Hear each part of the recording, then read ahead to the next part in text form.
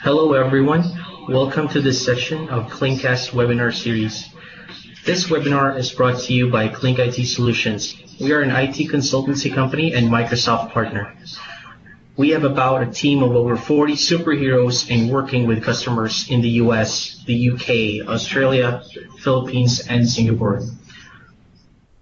We love working with enterprise, cloud solutions, managed services, and hardcore software engineering. Today, we will be talking about scaling and optimizing your Azure SQL Server performance. Leading the presentation today is Shane Soriano. She's one of our rockstar software developers for Clink. She's currently responsible for the design, development, and management of backend services, APIs, and database of one of Clink IT's flagship projects in crowdsourced sports analytics. In this webinar, she will be talking about techniques on how you can set up Azure SQL to handle hundreds of thousands of transactions weekly. Take it away, Shane. Hello.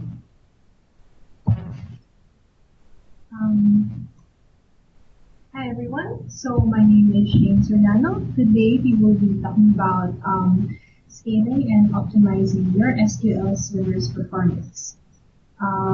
So I'll skip the introduction about myself since I believe Red did a very good job about that. So today we will be running through the following topics. First, I'll be doing a short introduction, and then we will be talking about scaling databases, and then Azure SQL database, and then we'll be moving forward with Azure SQL database service tiers and performance levels, followed by Elastic Database Tools, Performance Insight, and we will be capping this webinar off with a short Q&A session. So just before we begin, just want to confirm that everyone can hear me loud and clear.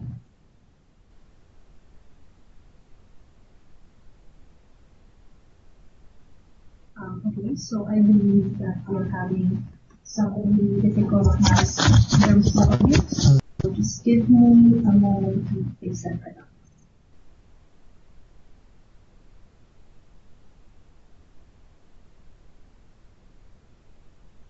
Hello?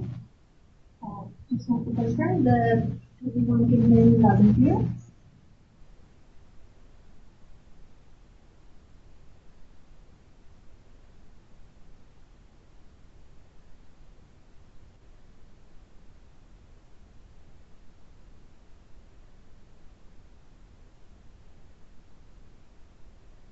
All right, so let's move forward. So in most of today's applications, the database serves as the central repository of all our data. However, as demand grows and as we accumulate more data, of course our database becomes larger and larger, and consequently performance suffers. Now, for most developers, the common sense solution to this would be to scale. And however, that's not really that is not a non-trivial effort, especially when it comes to scaling databases. In terms of scaling, we usually scale databases either vertically or horizontally. When we say vertical scaling or scaling up, we usually mean to increase the server resources of your database server so that you can improve the load capacity. However, note that the load per server remains unchanged. On the other hand, you can also scale horizontally or scaling out, wherein you add additional servers so that you can distribute the load across the servers. However, the capacity per server does not increase. Usually, when you say vertical scaling, there's really just one way to go, and that is to buy beefier and better hardware to support your database. When it comes to horizontal scaling, we have a couple of techniques that we can use to accomplish this, namely replication, vertical partitioning, horizontal partitioning, or sharding. So we will run through these techniques really quickly just so that everyone is familiar with them as we move forward. So first we begin with replication. As the name implies, replication means that the data, instead of just being housed in a single database, is replicated across several databases. Usually we would have a master database wherein applications can read or write data. However, your copies or your slave databases are read-only. Now, while this solution ensures consistency and availability, we usually have problems in that there are bottlenecks in terms of writing. So this solution only really usually works well with applications that are more heavy in terms of read operations. Also, there's a problem with propagating any changes that are written on the master database. If the changes aren't propagated fast enough with to the slave databases, there would be inconsistencies in the data that is fetched by applications that connect to the slave databases. Next would be vertical partitioning. Vertical partitioning is quite simple in that given a table, we would divide the columns of the table into two separate tables. So as you can see in the present in front of you, we have one table with the products, and after we vertically partition this table, we would end up with two tables, one with the product, the product name, description, and the price, and then another with the stock quantity and the date when this product was last ordered in. Each table in your partition would be housed in different databases. The difficulty here is trying to combine all the data that you need across several databases. Aside from that, there's also the issue of knowing how to partition your tables.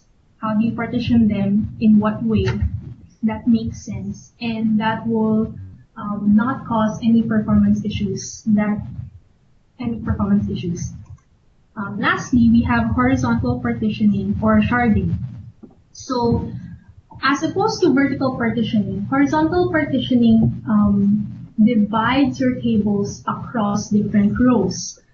So again, given the earlier table, instead of dividing your table between the product information and stock information, you would divide it across so that you have the first three rows in one separate database and the last row in another database.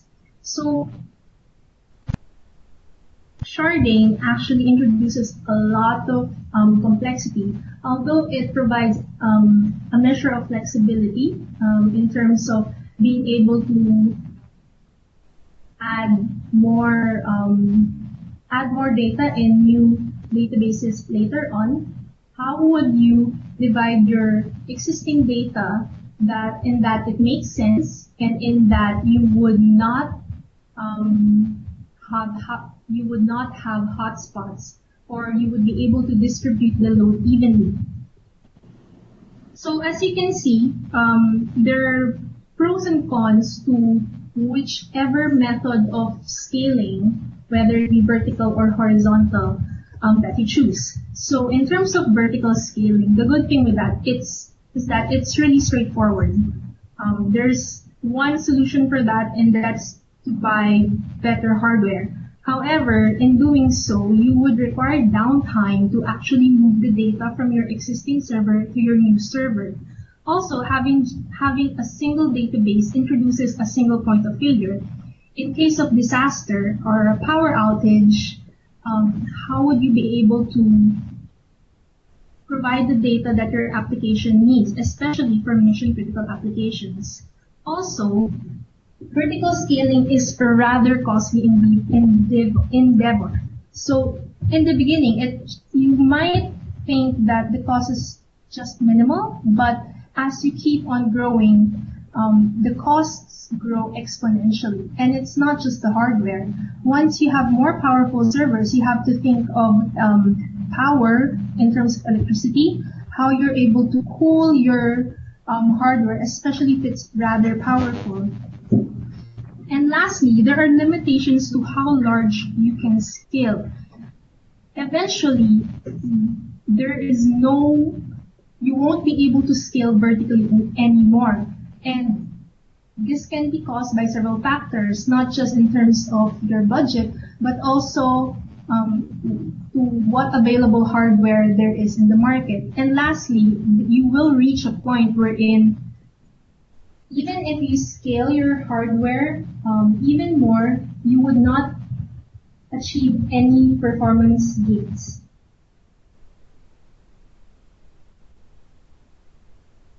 On the other hand, with horizontal scaling, the key advantage there is that it's fault tolerant and it's more cost effective, since you have several smaller commodity hardware that houses the data of your application. Also, it's a longer term solution because for as long as you need more storage, you can just add additional commodity hardware to house your data. However, it is more difficult to implement and to manage because it's not simply just buying the hardware and then just putting in the data. As I said earlier, you would have to find a good, coherent, and consistent way to divide your data across your different hardware, and then to be able to manage all those hardware and to be able, in terms of the load, and to know which database you need to fetch data from. It also introduces additional complexity, especially in terms of your application. A lot of what I said just now would involve changes being made in your application itself. That's additional logic, and sometimes your application might have to be reworked depending on how it's designed. The introduction of cloud technology has changed a lot of things in terms of scaling. So it has made scaling on the fly possible. It has made scaling more cost effective, and it has made scaling simpler, especially when it comes to scaling databases. So for the duration of this webinar, we will be talking about scaling in Azure platform, to be exact. So in Azure, we have the Azure SQL database. Azure SQL database is Microsoft's cloud database service that is based on SQL Server. It is built on the Windows Azure Cloud Computing Platform and is offered as I said earlier, a service. Azure SQL database promises high availability, business continuity, and disaster recovery in the form of geo-replication and automated backups, rapid provisioning in that you're able to spin up a new database or a new server anytime you want, when you need it, when you want it. It also offers built-in management in that you don't have to manage the actual hardware wherein your data is stored. And significant to this webinar today, it offers elastic scale. So in Azure database, not much has changed in terms of how you scale. You still scale either vertically or horizontally. In terms of vertical scaling, There are two ways in which we can achieve this in Azure SQL Database. The first way, and really the simplest way, would be to change your service tier and or your performance levels. So what are these? So your service tier describes the general workload that your database can support. In terms of the specifics, database specifics, the service tier that you choose determines the range of performance or your performance levels, your storage limits, and your business continuity options of your database. In Azure, there are three service tiers, mainly Basic, Standard, and Premium. The differences between these service tiers are well marked. So if you can see here, when you're using the Basic service tier, usually your database only supports a single active operation at a time, such as one user applications or applications just for development or for testing. Or if you're a new user to Azure and you want to try out what it has to offer, then the Basic service tier is the way to go. Next would be the standard tier, which would be the go-to option for most cloud applications. It's able to support multiple concurrent operations. That is common to web applications and so on. The last tier and the highest tier would be the premium tier. The premium tier supports a large number of concurrent operations and are most suited for applications with high volume traffic, applications that require significant computational power over a significant amount of time, and applications that require low latency and high throughput. So, as I said earlier, each of these service tier have performance levels that further determine the specifics of your database. To be exact, it determines your database capacity and the resources allocated to your database. So the performance level or the relative power of your database is measured in database throughput units or DTUs, and the DTUs are a blended measure of the CPU, memory, and the I/O of your database. So as you can tell, that the higher your performance level, the higher the DTUs of that appropriate respective database. To give you a more specific look at the differences between the tiers and the performance levels, I have here the performance characteristics of the different service tiers and performance levels being offered by SQL databases in Azure. So as you can see, different service tiers usually share the same storage capacity and the same business continuity options. However, you can see that there are differences in terms of the concurrent workers that are allowed, the concurrent logins, concurrent sessions. So let's see in the portal how you can actually change your service tier and or your performance tier.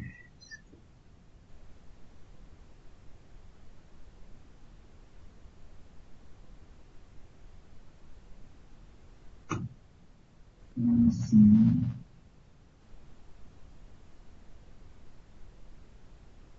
So can everyone see my Azure portal? Okay, hold on. Let me fix this.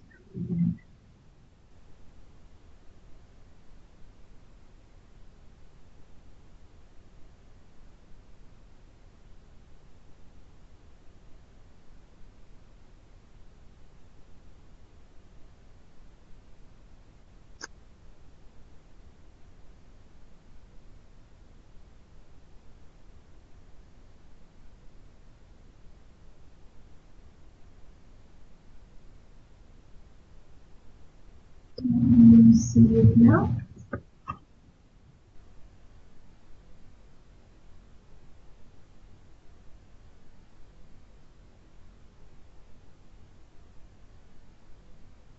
There we go.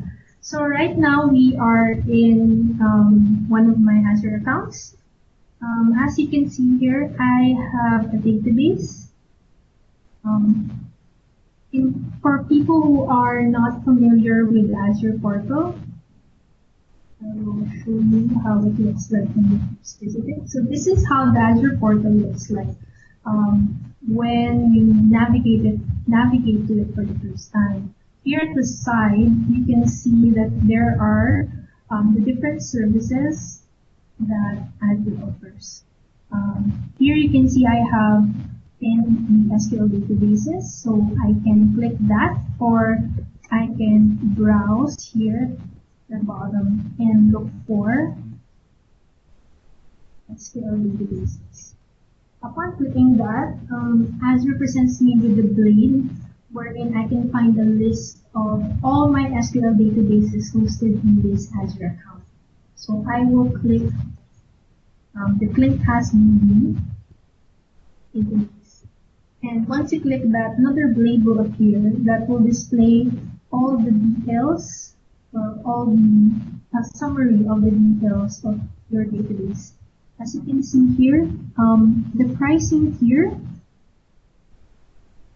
of my database is S1 standard, meaning I am on the standard service tier with S1 performance level. I can scale up or scale down by clicking settings,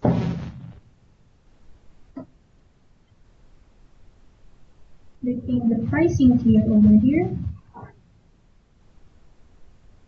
and then selecting the pricing tier that I want to scale up or down to.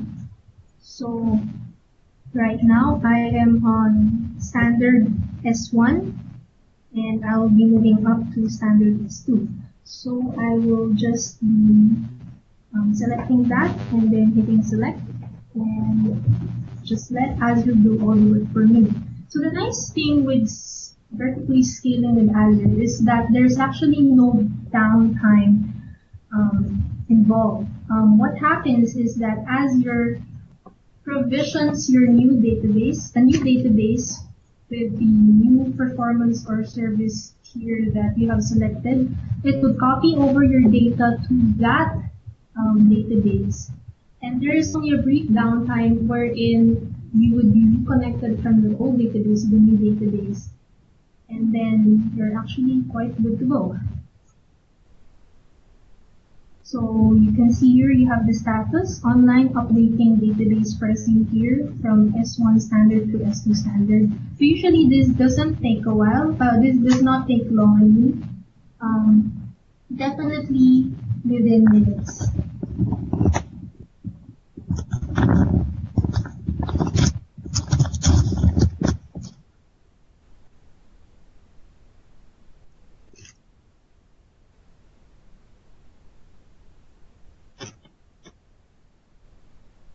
So we won't wait for this anymore. Just know that it's very easy and very fast to be able to vertically scale by changing service tiers in Azure. So let's get that presentation.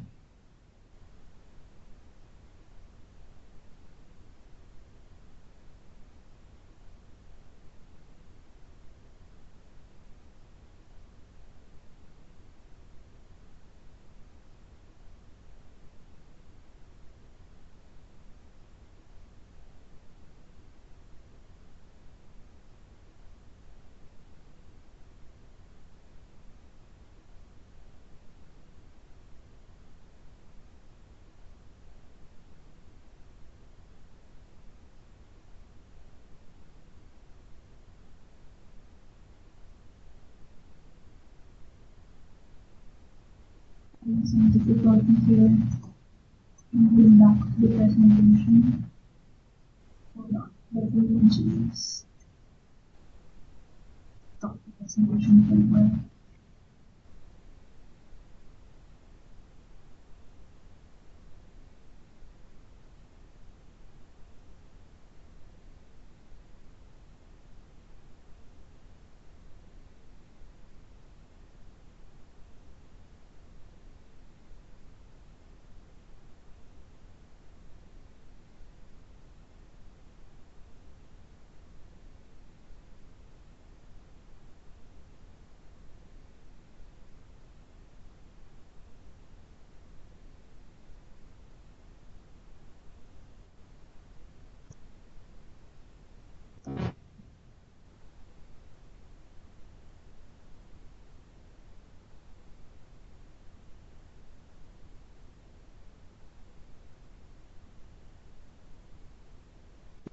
So another option to scale vertically in Azure is by creating elastic pools. Now, what are elastic database pools? So an elastic database pool is a cost-effective solution for multiple databases with a specific utilization pattern. Um, so based on what I just said and what's in front of you, one thing is very apparent. Elastic database pools are more suited for a group of databases rather than just one single database.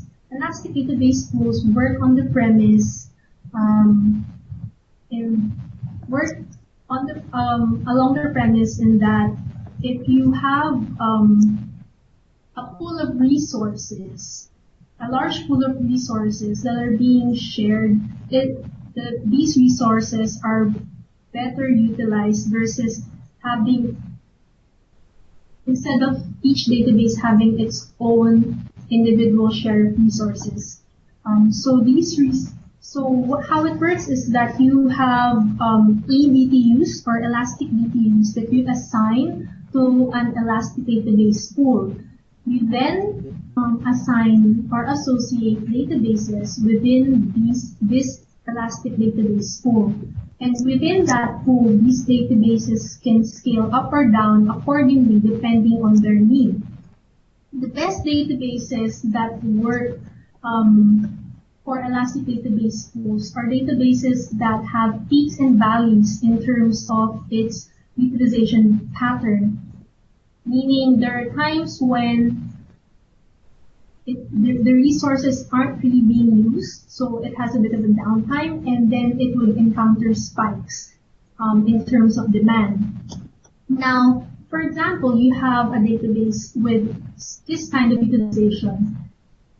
Imagine if you put together 4 databases with a similar that follow a similar pattern. As you can see here, overlaying 4 different databases,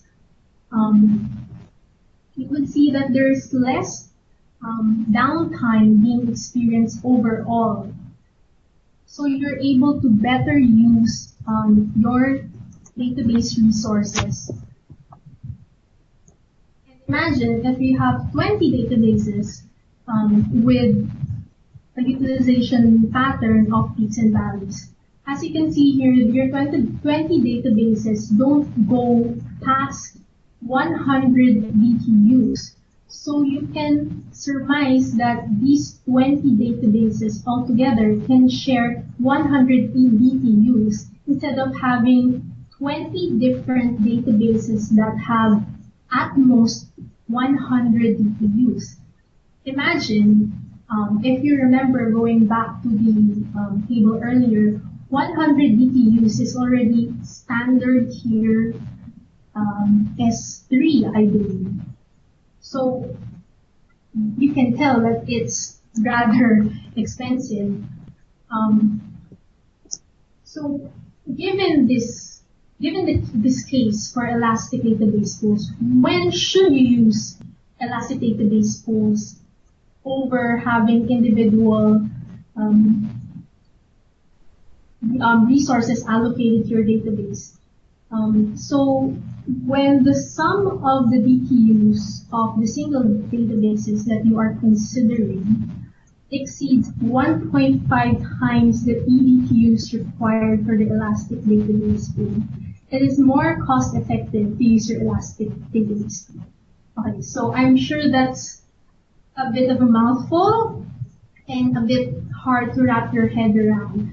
Fortunately, the Azure portal provides us with tools that can help us estimate the eBTU usage for user-selected database, and it also provides usage analysis and recommendations in terms of the elastic pool size and the appropriate pool configuration. Basically, with given enough intelligence or database history,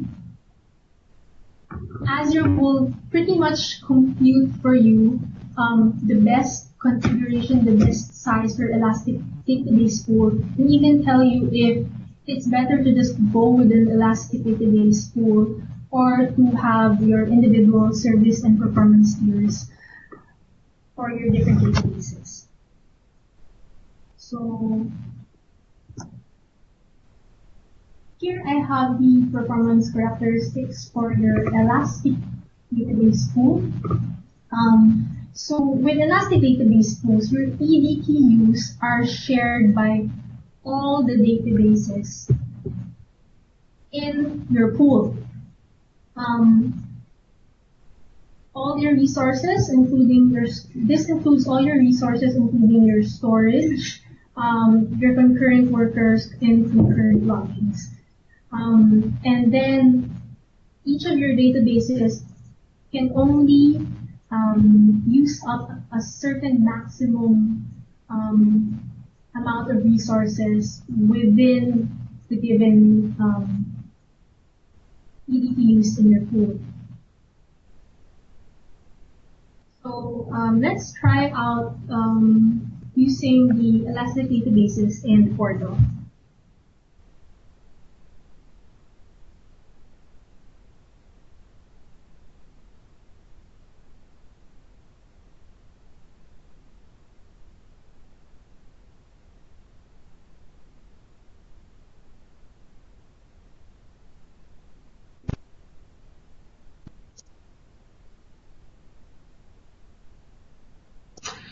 Thanks, Shane.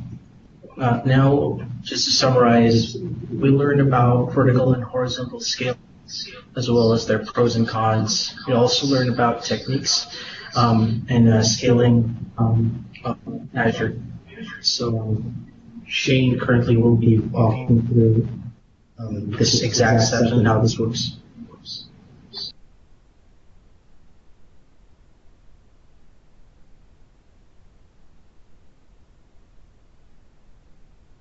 While Shane is setting up, also to remind everybody, there is a chat box where you guys can place in questions and where we can answer them after the presentation.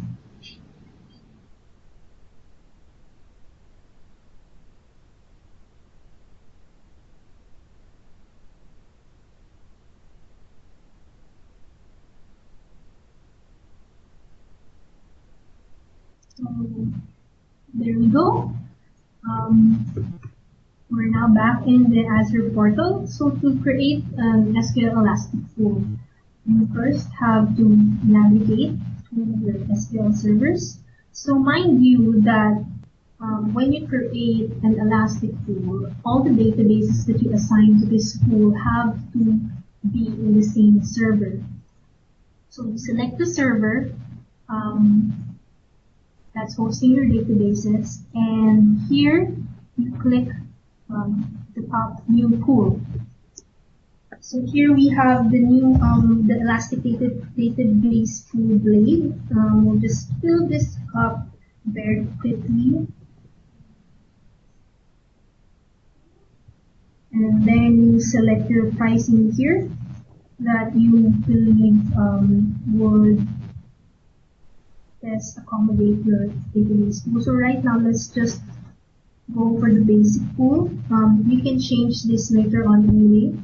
After you configure your pool, and you will see the estimates that the portal computes for you and the recommendations. So as you can see here in the configure pool blade, you're able to adjust the pool eDTU settings as well as your pool storage. You can also add the databases that you want to add to the pool to see the summary, the history summary of its utilization, and to be able to approximate if the settings that you have selected would be able to support these databases. So database that we have are just test databases, so you can see the peak DTU here and the average DTUs are rather small. each database these databases would actually be better off um, having their own resources. But say you have databases that peak at 80 BTUs or 90 BTUs, and these databases would be S3 or P1 databases, then it would really be more cost effective to use elastic databases. So once you're able to configure your database, all you just have to do is hit select and create OK. Note that you don't have to add your databases upon creating your database pool. However, you have to be very careful in configuring the pool, because once you want to change your pricing tier from basic to standard to premium, you would have to create a new pool and assign all your databases again to that pool. There's no way to change your pricing tier, but there is, but Azure does support configuring the other settings.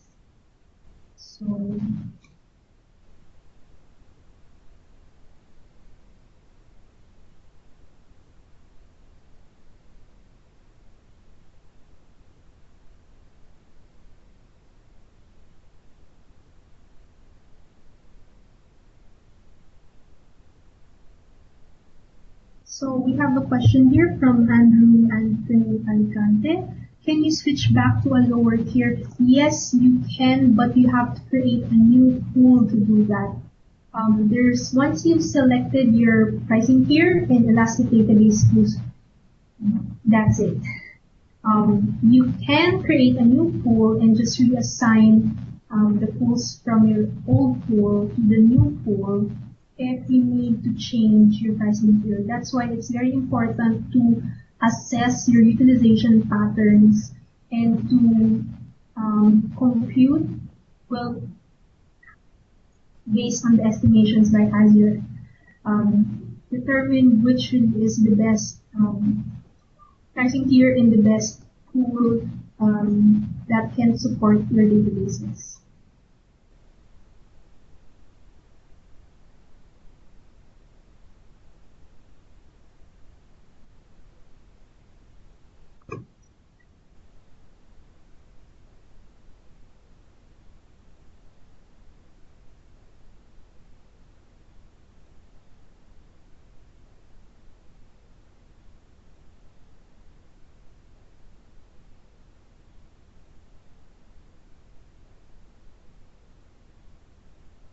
So we have another question from Christopher Sonko. Is it possible to use pooling on certain periods only? So actually no. Using pools, when you assign your database to the pools, then your database will be using the resources for those pools indefinitely.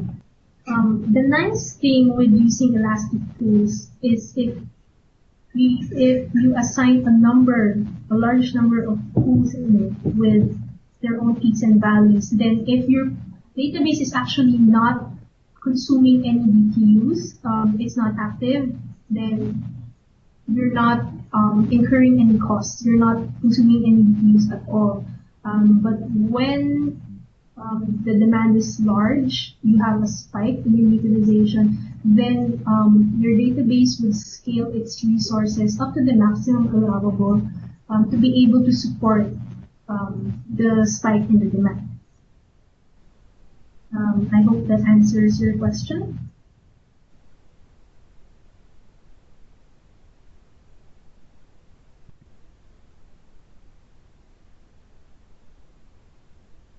So Elastic Pools and changing service and performance tiers are the methods or the solutions that SQL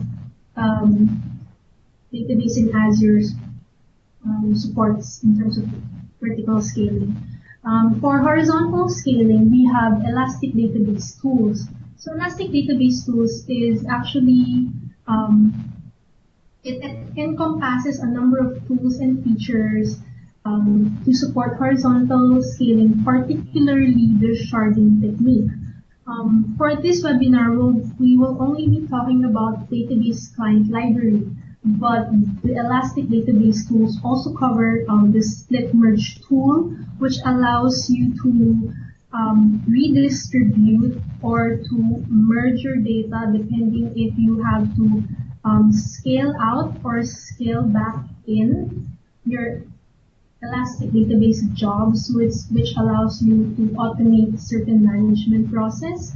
Elastic Database Queries, which allows you to perform queries across different databases with different schemas, and also to integrate Power BI and Excel and performing your queries.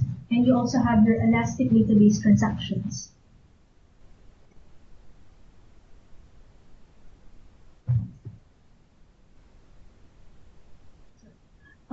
So the heart of the Elastic Database Client Library is the Shard Map Manager.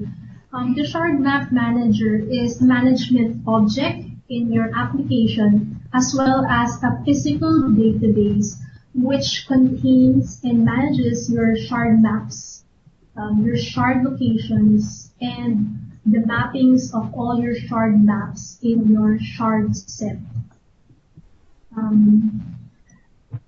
Within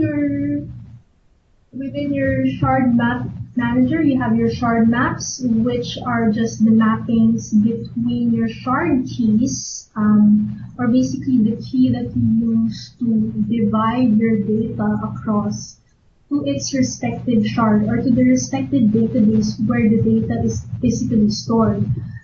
As your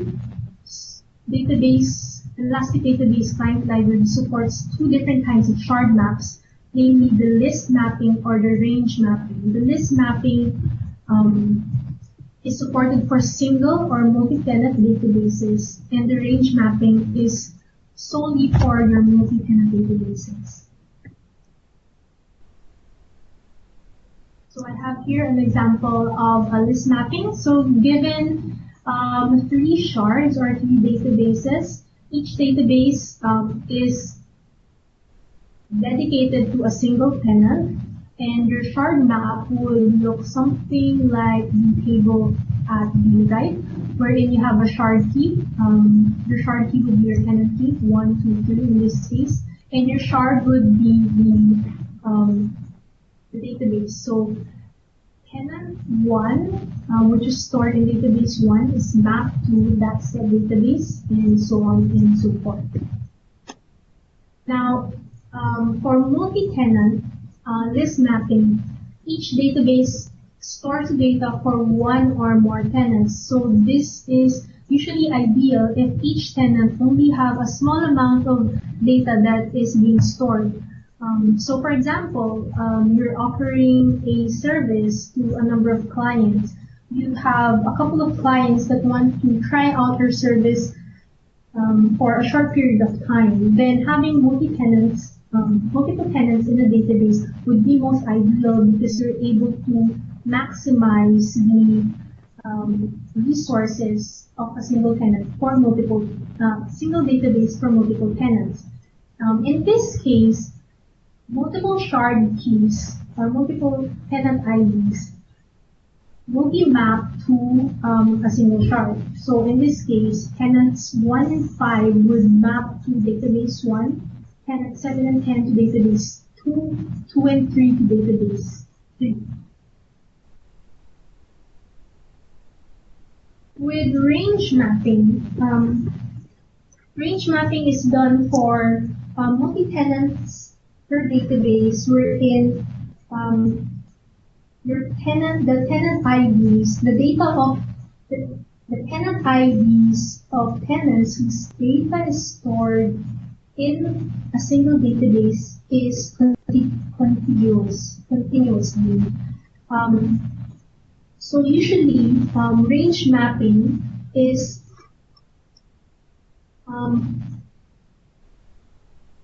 represented by the table there at the right.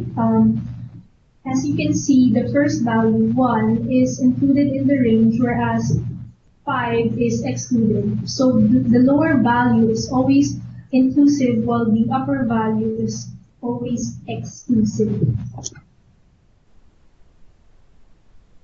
So we have a question here. What is considered to be a tenant? Is it an end user connection or tables? So a tenant, well, actually, it doesn't really have to be a tenant. In this case, the example is only a tenant, and you can think of it right now as a customer. So one tenant is a different customer. But depending on your data set, a tenant can mean different things. So for example, you have a database for a school, and you shard it in terms of user IDs.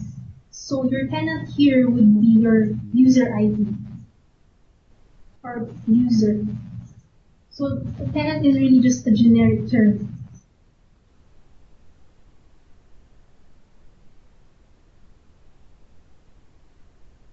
So how do you actually create your shard map manager in your application?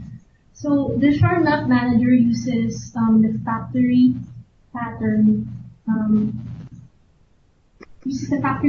to create your shard map manager. So here you can read through the code and look through my comments to help you understand. But here, what we do first is we try to see if we can retrieve a reference of the shard map manager from the database that we assigned for the shard map manager. Here we have, we can also specify the load policy here. And then if the shard map manager exists, just return the shard map manager. If not, create your shard map manager given the connection string of the database that you assign for the shard map manager. So it's very important that when you create a shard map manager in your application that you only do it once. Because if you do it multiple times, the utilization of your application would spike up.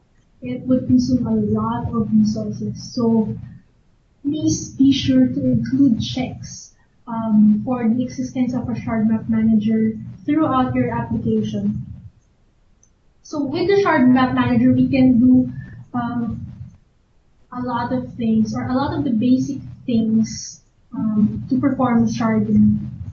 So this includes creating or retrieving your shard maps, adding a shard, and creating, retrieving, and updating your mappings. And I wasn't able to include that, but also to query data from a single or multiple shards.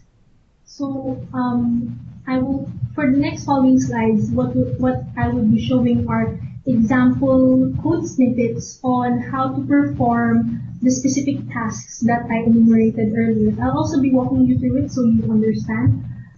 So to create a shard map, you again try to retrieve a reference of the shard map first from the shard map manager given your the shard name. So if that exists, just use your shard map. If not, you create your shard map. In this case, it's a range shard map given the shard name. You can also create a point shard map for list mapping. And then here you would have the type of your shard key. Your shard key can be a type integer, long, byte array, GUID, datetime, time span, and datetime offset. So those are the only allowable data types for your shard keys.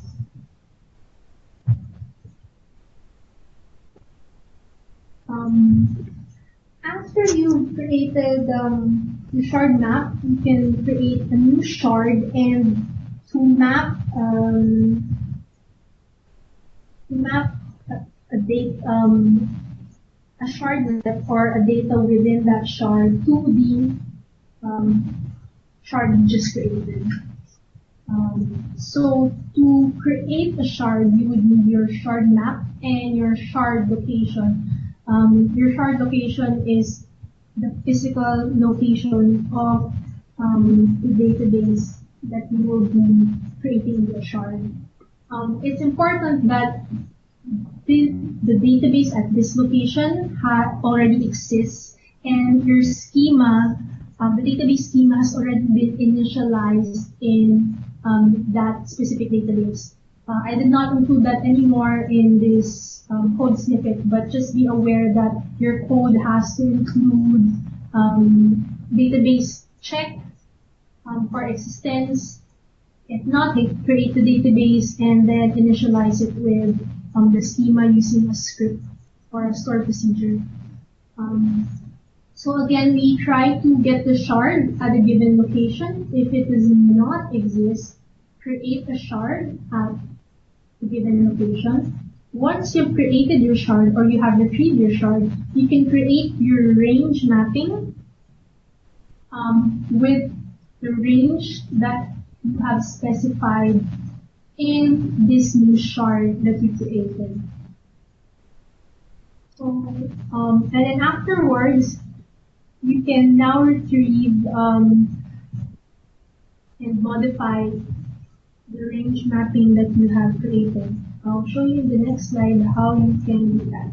So in this example, I will show you a number of examples, not only for updating your mappings, but also creating a new shard while updating your mappings. So the first part of this code example is very similar to the previous example wherein we tried to get a shard and it does not exist, we create a shard. So now that we have created the shard, we want to split a previous range into two. So for example, we have a range of 1 to 10. And then at this point in time, 1 to 5 have shard keys 1 to 5 have already been populated with data, and we want to move 6 to 10 to a different shard. So how do we do that? First, we have to split the existing mapping that we have for, say, shard 6. Since shard 6 is inclusive of the range whose mapping and whose shard location we want to change. Once we have split the mapping, your two new mappings would still be pointing to the same database. So 1 to 5 would still point to, say, database 1, 6 to 10 would still point to database 1. After you have split this, you have to take your mapping offline before you update it, so that any queries that try to perform using the mapping 6 to 10 would fail, and there would not be any inconsistent data that's queried from the shard. So after you've taken it offline, you update your mapping with your new shard, where you will be storing the data for range 6 to 10. Afterwards, you update the mapping here and then take it back online. So it involves a number of steps to accomplish just one result, but if you notice all the steps here, try to ensure that the data that you get is consistent and correct. So aside from managing your shard maps, your shards, the Shard Map Manager also allows you to query your Elastic databases either using data dependency routing or multi-shard queries. So First, we'll begin with data-dependent routing. Data-dependent routing basically uses the data in your query, or if your sharding key is not part of your query, it uses the request context to be able to route your query to the correct database or to the correct shard wherein the data that your shard key points at is located in. With data-dependent routing, your application does not have to keep track of the different database connection strings or the database locations for your different shard keys. Everything is done automatically on the fly for you.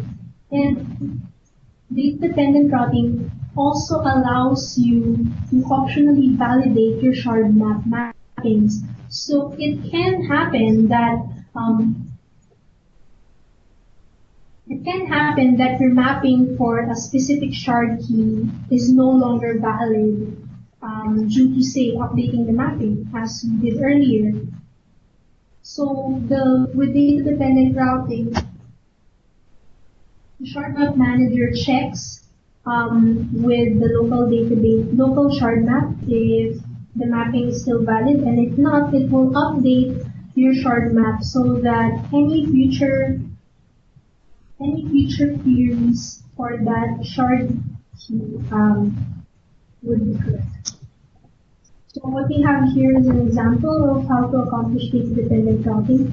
It's actually very simple and there's very little that will be changed. Note that I'm not using Entity Framework here. If you want to see how to accomplish this via Entity Framework or via Dapper, Microsoft provides ample examples that you can take a look at. I can send you all the URL for the sample program for your reference.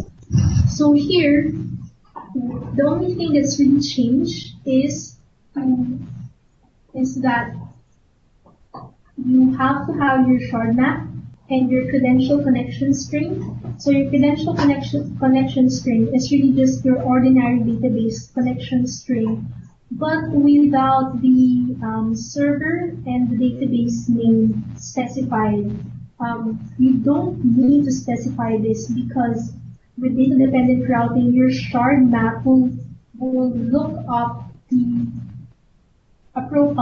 the correct server name and the correct database name given your shard key, populate your connection string with the appropriate values, and then return an open connection that you can use to execute your query.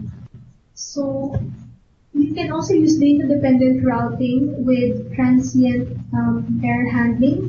So I'm not sure who here is familiar with this, but it often happens that sometimes when you perform queries against cloud database, that you will encounter errors that are not related to the database but with the network. So for example, if there's high network traffic, your query would fail. But it's not really that there's something wrong with the query or that there's something wrong with the database, or it's really just the network isn't so good, so the query fails. That's why we have transient error handling, which allows you to retry your query in case that transient faults are encountered. So there's really not much to be added with the previous code. You really just have to enclose your query starting from the creation of your connection with the retry policy.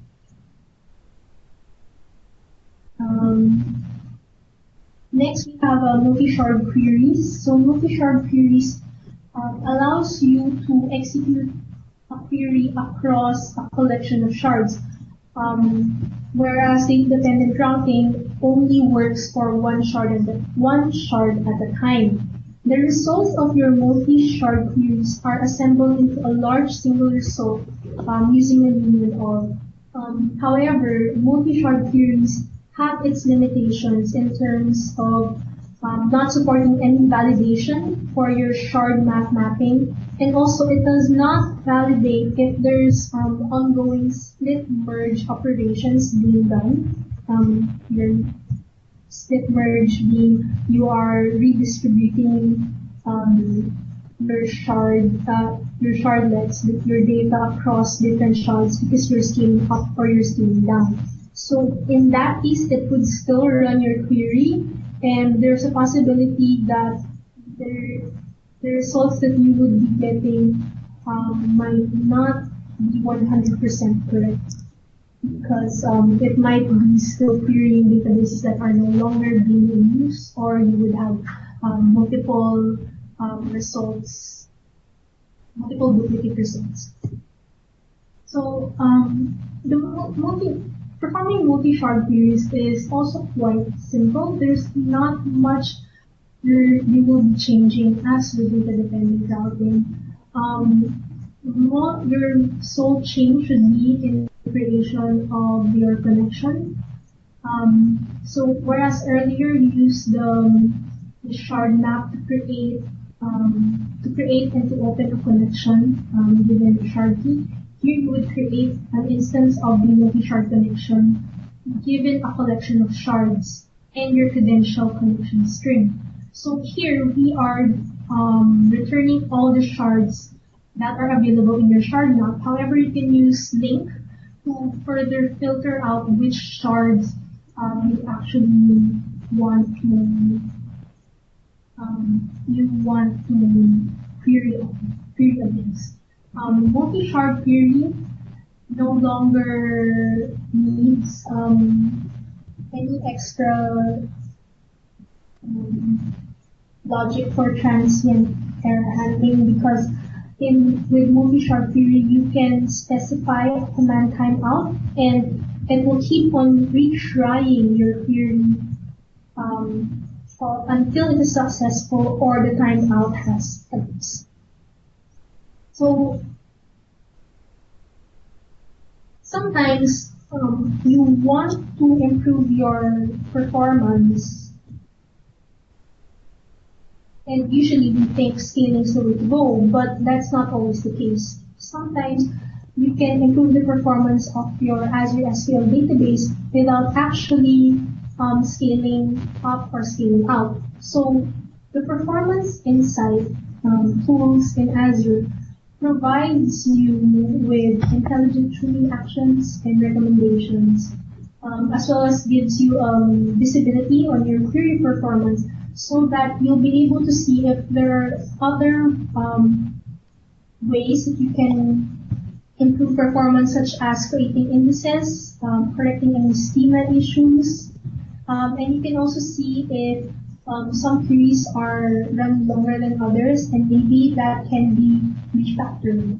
So here in the Azure portal, when you navigate to a database, it usually Azure would provide you with a notification to see if there are any actions that you can do to improve performance.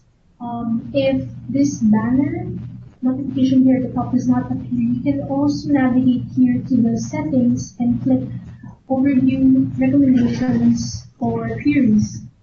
So in overview, basically you just see a summary of the recommendations, if any, that Azure has, and the CPU consumption of your database queries. In the recommendations here, you can see that Azure has seen that I can create a couple of indices that will improve the performance of my queries, and also there seems to be an error here with one of my stored procedures. I have wiped out the exact details since it is confidential, but the information that you see there is pretty much sufficient in giving you an idea of the information and the recommendations that Azure provides you. And then in the query performance insight blades, you can actually see the CPU consumption of your queries, and then if you click on the query ID here, you can see a history of the said query as well as your query. You can see the execution history, execution count, the duration per instance that it has been executed, and how much of the CPU it has consumed. So that wraps up our webinar. Does anyone have any additional questions they want to ask?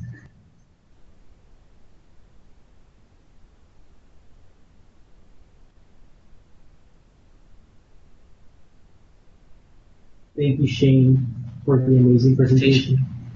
Let's wait for a couple more minutes for people to answer and place their questions in. While this is in place, I'd like to mention a few things. Please answer the survey form that we will be sending on the chat box for feedback on this event. I sent the link. Sent the link in the chat box below. We will be sending a little gift to the offices of those who answer this, so make sure you guys check it out. Once again, we will be recording this webinar and we will be putting it on our Facebook page, facebook.com/ClinkItSolutions, and on our blog. We will also send this out to your email.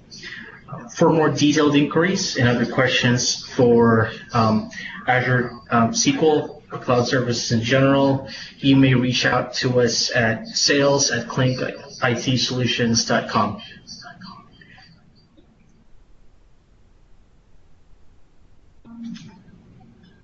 All right. If there's no more questions, with this, we're ending the webinar. Thank you all for coming and joining us. We hope you've learned a good ton today, and encourage you to check out the items that Shane has walked you through. Thank you all. All right. Thank you all. Red out.